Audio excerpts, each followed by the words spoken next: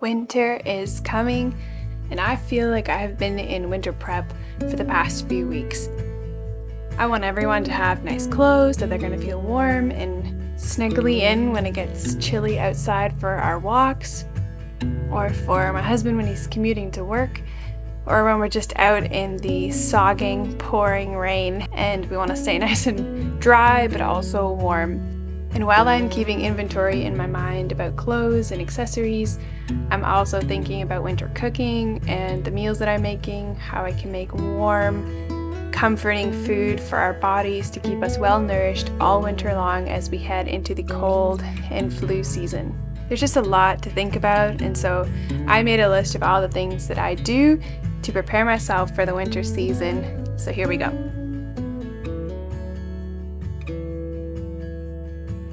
The first thing is clothes and accessories. Like I said in the intro, we like to layer our clothing in the winter. It doesn't get all that cold for us here in the Pacific Northwest, but we do layer up when we go outside. And so I'm thinking of long johns and socks, but also some of the other accessories like gloves and scarves, boots, warm winter jackets, boots that are waterproof and warm, all the things. And I only have 3 people to keep track of for our family, and still that feels like a lot of things to manage. And so usually I keep a note in my phone about shoe sizes and clothing if there's something in particular that someone is needing. I'll keep it on a list. And what we've done over the past couple of years is spend money on 1 or 2 luxury items per season. So one winter my husband really needed a new jacket, and we sort of figured that out when one season of winter was ending, and so we knew the following winter we were going to be buying a new winter jacket for him, which would be probably a couple of $100. Now I say that lightly because of course we don't need to spend that much on any kinds of clothing, but we just feel in our family if there's something that we're going to spend money on, it is outdoor gear and shoes, because we like to spend a lot of time outside, and it is a big priority to be able to be comfortable, warm, and not wet in our area of the Pacific Northwest where we do get a lot of rain, and the winter season does get a little bit chilly, and being able to be out there for long hours, dry, warm is a big priority. And so we invest money in good outdoor gear that usually lasts us many seasons. My husband has had his new winter coat for this will be the 3rd winter season, so it has, in a way, held up because it is good quality and it is serving its purpose by keeping him warm and dry all winter long. And in this past year, I knew that we were going to be spending some money on our son's winter gear and rain gear, and so I bought a size up, which should last us for this season and next season. And then hopefully if we have any other children, it'll be carried down because the quality is just better. So that's sort of how we manage big purchases. And so I keep inventory in my phone at the end of the season, usually when it ends, for the following season. So for last winter, I kept notes in my phone of the things that I was going to be buying ahead for this season. And when you do it like that, you can kind of manage looking out for sales, looking for things at the end of a season. If there is still stock available, if you know that you're going to be buying an item, you can look for them on sale over sale periods. So that has helped us sort of bring that spending down, but still buying quality outdoor gear. When we have the change over from summer to winter, I pack out all of the winter gear that I stored away in our closets. And then I sort out gloves and hats and scarves so that I can get a good idea of how much we have. I check how much we have specifically because I like to have a backup for all of us, because it's so easy to lose toques or gloves. And then if there is anything that I'm still missing, I'll make another list and be on the hunt to get that as soon as possible. The next big thing I focus on is our health. I kind of alluded to this in the intro, and one thing I find myself repeating so much when I'm around people that are sick is elderberry syrup. This is pretty well the number one thing I get ready for winter is elderberry syrup. I've only started doing this since last year, but I really noticed a difference when I took elderberry syrup. It's like those cold and flu symptoms just take a seat. They are not as intense as they start out to be, and I find that they kind of subside. Not always right away, since the body at that point probably needs to do its thing and flush it out, but it definitely does make it milder, and if I catch it early enough, sometimes it just entirely goes away and never really does kick into a full-on cold or a flu.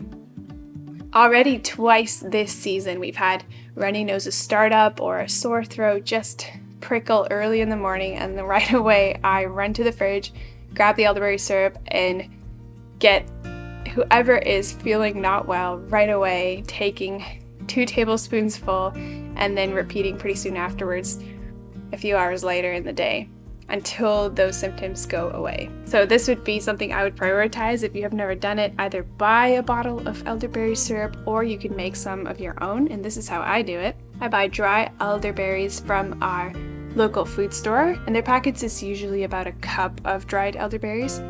I'll add that to a pan with a few cups of water, and then I'll simmer it with a cinnamon bark as well until most of that liquid has gone down to about a third or halfway. Then I strain the liquid and wait for it to cool just a little bit before I add the honey. If you're looking for very specific elderberry syrup recipes, there are plenty on the internet, and you can just Google one real quick and follow their instructions. We also have some fire cider in a tincture form that I actually forgot we had and just recently discovered in a drawer.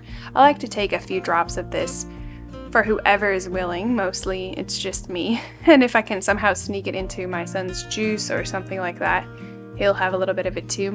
But fire cider like this is said to also help with the cold and flu seasons, just to sort of keep those bugs away, which really makes me think that cooking with garlic and onion has to be so beneficial, because those are some of the premier ingredients of a fire cider. So I'm sure that cooking with them frequently would also be helpful for keeping your health in tip-top shape. And just eating healthy in general, of course, would be such a good support for your overall health during the winter seasons. I find that I'm focusing a lot more on vegetable dishes, making lots of broths, saving leftover meat dishes and turning them into broths with my Instapot.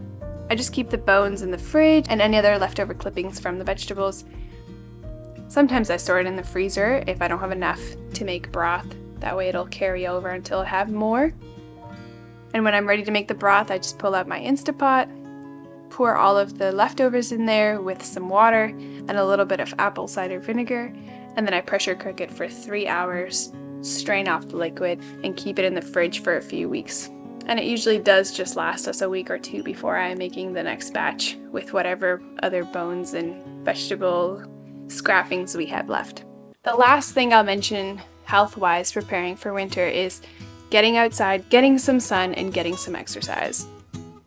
I know this is tricky when it gets cooler and it feels right to just sort of sit on the couch and be all cozy and warm, but we still try to every day get outside no matter the weather, no matter how we feel. And somehow, always, when you're outside, it just lifts your mood and makes you feel so much better. And some days we're out there a whole lot, multiple times a day, and sometimes we barely get out once. So we don't really have a hard, fast rule, but getting out and getting some exercise is important as we prepare for the winter months, but also during the winter months to stay sane and healthy.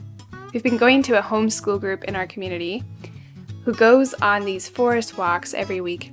Now, it's not in a forest every week. Sometimes it changes and it's just out on a nature walk. I guess that's a better name for it. It's like a nature walk homeschooling group that meets together once a week. And so we've been joining them, which is a nice way to get outside for a couple of hours outside of the house once a week, sort of as a dedicated outside time.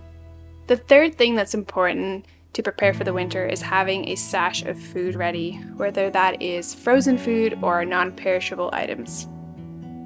Having a well-stocked pantry is very wise if the roads are snowed in or there's a genuine emergency, which can happen any time of the year but tends to happen during the snowy winter months, when power lines may be down or the power may go out. It's so good to have a backup plan, especially to have backup food and water. Now, I buy a lot of our non-perishable foods in bulk, and so the best time for me to take stock of how much we have or what we need is when I'm baking. And this season just lends itself to baking. Somehow the oven on feels so good and right in these cooler months. But this is also when I pull out some of my staples and see how much flour I have, how much sugar we have, things like rice and beans, salt, etc. And now I usually buy lots of bulk things from Costco, or I'll put an order together and order a large amount of things from Organic Matters. That is our online organic option, sort of similar to Azure Standard, but we don't have that in Canada, and so we order online and then Organic Matters will ship it right to my door. I also like to make sure that our freezer is stocked. We don't really have any issues with getting snowed in here where we live, but we do like to limit our driving when the roads start getting icy. I always make sure that we have our bulk meat stashed away for the winter months, and I also use this time to buy fruit that has been marked down. I'll chop it up and keep them in the freezer. That way we have some extra fruit if there are some weeks where we won't be out driving, going to the groceries to get fresh produce and vegetables.